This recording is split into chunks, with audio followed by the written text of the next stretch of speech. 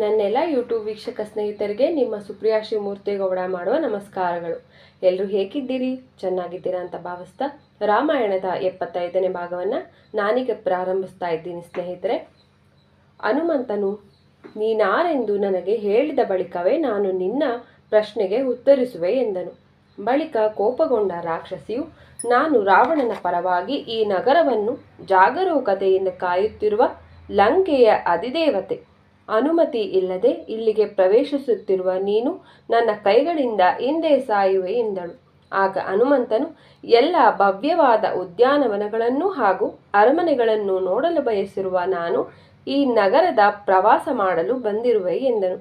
ಲಂಕಿಣಿಯು ಅವಿಧೇಯಳಾಗಿ ಉತ್ತರಿಸಿದಳು, ಈ ನಗರದಲ್ಲಿ ಕೇವಲ ರಾಕ್ಷಸರು ವಾಸಿಸುತ್ತಾರೆ. ಯಾವುದೋ ಅಲೆಮಾರಿ ಕೋತಿಯು ರಸ್ತೆಯಲ್ಲಿ ಓಡಾಡಲು ಅನುಮತಿಯಿಲ್ಲ. ಲಂಕೆಯ ಐಶ್ವರ್ಯವನ್ನು ನೋಡುವ ಮುನ್ನ ನೀನು ನನ್ನನ್ನು ಕೊಲ್ಲಬೇಕಾಗುತ್ತದೆ ಎಂದಳು. ಇದನ್ನು ಕೇಳಿದ ಹನುಮಂತನು ದೃಢವಾಗಿ ಉತ್ತರಿಸಿದನು, ನಾನು ನಗರವನ್ನು ನನಗಿಷ್ಟವಾಗುವಷ್ಟು ನೋಡಿ ಬಂದ ದಾರಿಯಲ್ಲೇ ಹಿಂದಿರುಗುವೆ ಎಂದನು.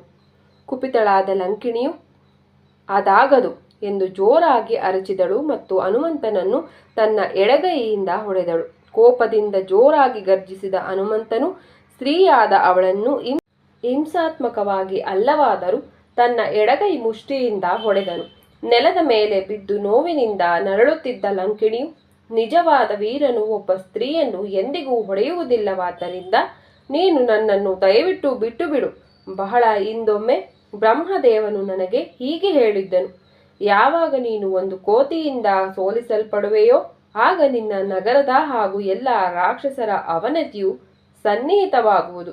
ರಾವಣನ ಮರಣವು ಸನಿಹವಾಗಿದೆ ಎಂಬುದನ್ನು ಈಗ ಅರಿತಿರುವ ನಾನು ಸೋಲನ್ನು ಒಪ್ಪಿಕೊಳ್ಳುತ್ತಿದ್ದೇನೆ. ಏ ಕಪಿಯೇ, ನೀನು ಈಗ ಲಂಕೆಯನ್ನು ಪ್ರವೇಶಿಸಬಹುದು ಎಂದಳು.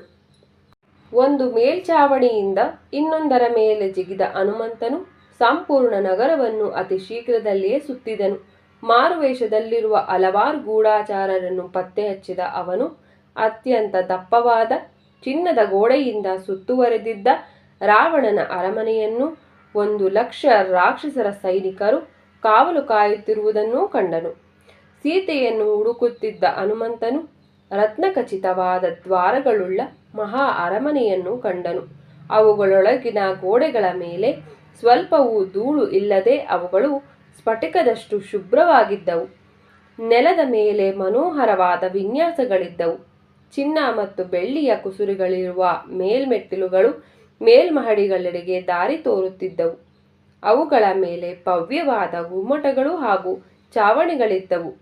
ಸಂಗೀತ ವಾದ್ಯಗಳು ನುಡಿಸುತ್ತಿರುವಂತೆ ರಾಕ್ಷಸಿಯರು ಬಂದು ತಮ್ಮ ರಸಿಕ ಪತಿಗಳ ಬಾಹುಗಳಲ್ಲಿ ಒರಗಿಕೊಳ್ಳುತ್ತಿರುವುದನ್ನು ಕಂಡುಬಂದಿತು. ತಮ್ಮ ಪ್ರೀತಿ ಪಾತ್ರರನ್ನು ಮರುಳುಗೊಳಿಸುವಂತಹ ಓರೆ ನೋಟವನ್ನು ಬೀರುತ್ತಿದ್ದ ಕಮಲದ ದಳಗಳಂತಹ ಕಣ್ಣುಗಳುಳ್ಳ 1000 ಸುಂದರ ಚಂದ್ರಮುಖಿಯರನ್ನು ಹನುಮಂತನು ಕಂಡನು. ಆದಾಗ್ಯೂ ಸೀತೆಯ ಸುಳಿವೆ ಸಿಗದಿದ್ದಾಗ ಅವನು ಹತಾಶನಾದನು. ರಾವಣನ ಮತ್ತು ಅವನ ಪತ್ನಿಯರ ಅರಮನೆಯನ್ನು ಹುಡುಕಬೇಕೆಂದು ಹನುಮಂತನು ನಿರ್ಧರಿಸಿದನು. ದೂರದಿಂದ ನೋಡಿದಾಗ ಆ ಅರಮನೆಗಳು ಮಿಂಚಿನ ಗೆರೆಗಳಿಂದ ಪ್ರಕಾಶಮಾನವಾಗಿರುವ ಬಹುದೊಡ್ಡ ಮಳೆಗಾಲದ ಮೋಡಗಳ ಸಮೂಹದಂತೆ ತೋರಿದವು.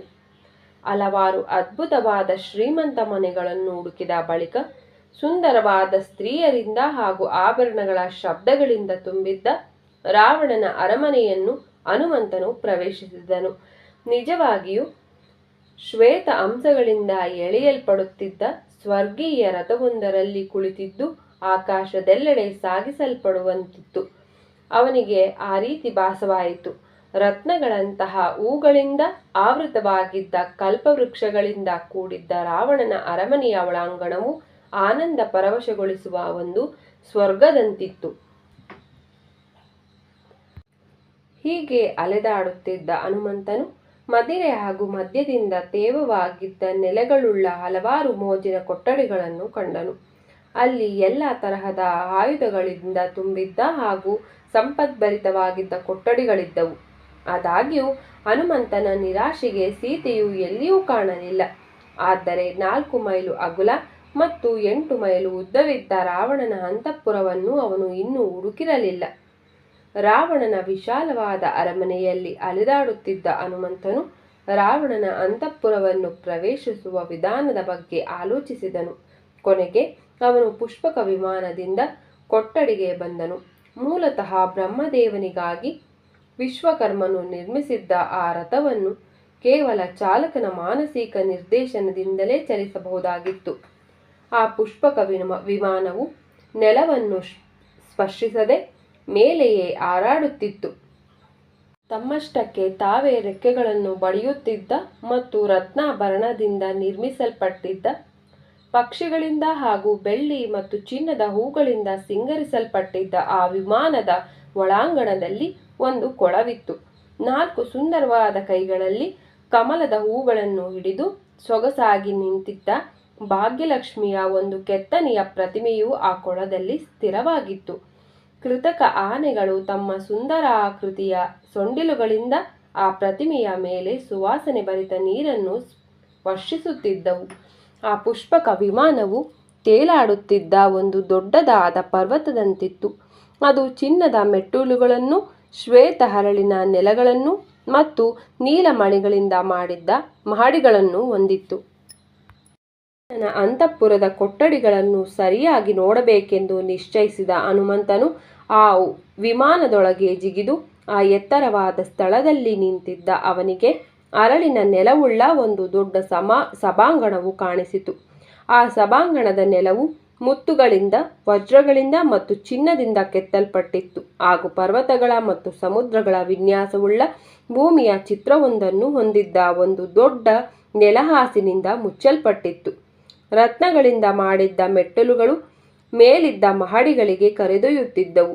ಎಲ್ಲವನ್ನೂ ಮೆದುವಾಗಿ ಪ್ರಕಾಶಗೊಳಿಸಿದ್ದ ಸ್ವರ್ಣ ದೀಪಗಳ ಬೆಳಕು ಹಲವಾರು ಅಮೂಲ್ಯವಾದ ರತ್ನಾಭರಣಗಳಿಂದ ಪ್ರತಿಫಲಗೊಳ್ಳುತ್ತಿತ್ತು. ಆ ಅದ್ಭುತವಾದ ಸಭಾಂಗಣವು ಪಂಚೇಂದ್ರಿಯಗಳಿಗೂ ಮುದ ನೀಡುವಂತಿತ್ತು. ಆಗ ಹನುಮಂತನು, ನಾನು ಎಲ್ಲಿದ್ದೇನೆ? ಇದು ಸ್ವರ್ಗಲೋಕವೇ? ಇದು ಬ್ರಹ್ಮದೇವನ ಪರಮಲೋಕವೇ ಆಗಿರಬೇಕು ಎಂಬುದಾಗಿ ಆಲೋಚಿಸಲಾರಂಭಿಸಿದನು.